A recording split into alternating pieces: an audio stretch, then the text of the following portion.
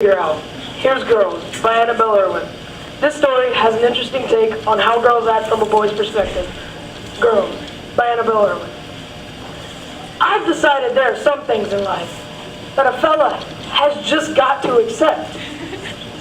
Like mothers and fathers and girls.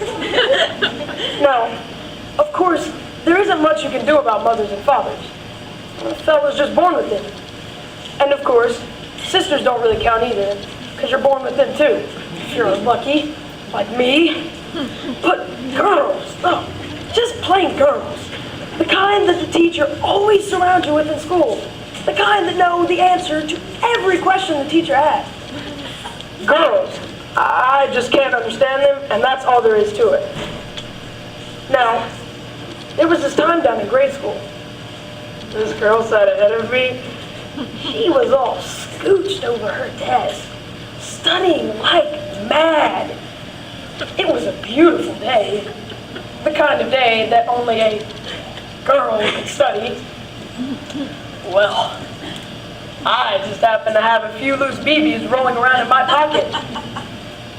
I just got a new BB gun for my birthday, and I guess I forgot to empty out my pockets the night before. So, just for fun, I took out a couple of those teeny-weeny BBs and dropped them down the inside of the back of her blouse. Yeah? Why, you'd think I killed her. Such a racket over two little lousy BBs. Of course, I spent the rest of the afternoon sitting in the principal's office, trying to figure out girls. And the way girls dress. Some of them wear those slinky ships, you know?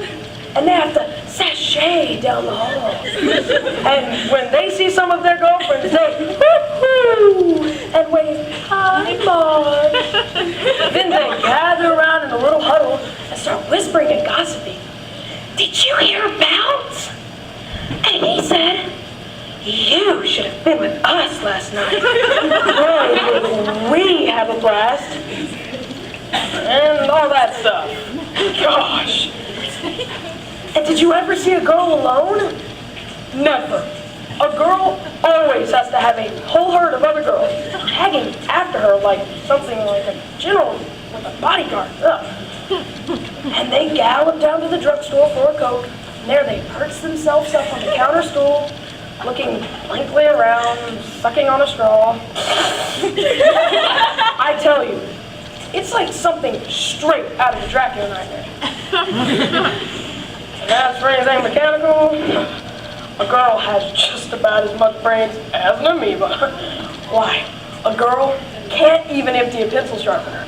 And as for trying to drive a car, golly, it's too horrible to even think about.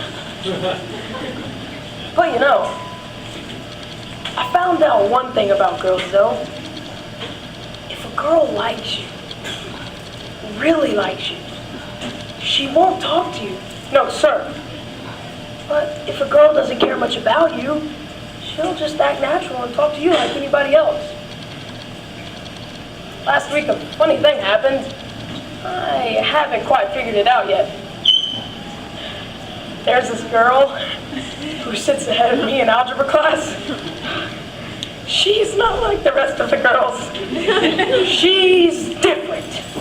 She's got the prettiest, softest blonde hair that comes down to her shoulders. And her eyes, well, they're blue. As blue as our lake on a hot July day. She's sort of tiny and helpless looking, as if she'd break if she were to try to run a race or climb a tree. And one day, after algebra class, she just sort of sidled up to me and said, "Gosh, you're smart. How did you get all the answers so fast?" She meant it. She really did. I could tell. And then she walked with me down to her locker and said, "I like a boy that's smart and still isn't a sissy." You know, real confidential like. Then she turned her head, and her hair spun around her face like a halo.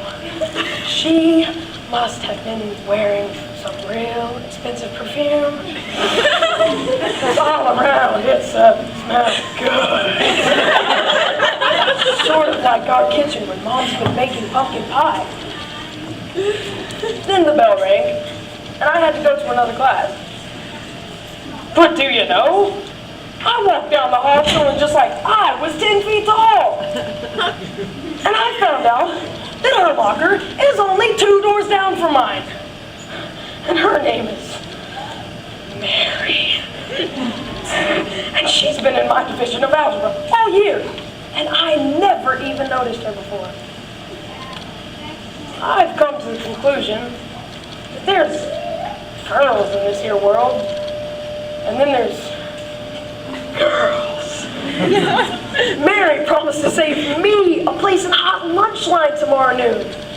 And she says she never misses a JV ball game. Sometimes I get to play on the JV team. And she says she thinks most boys are just too uncouth.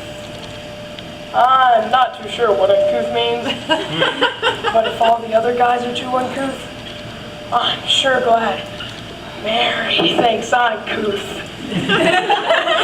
Oh gosh, there's Mary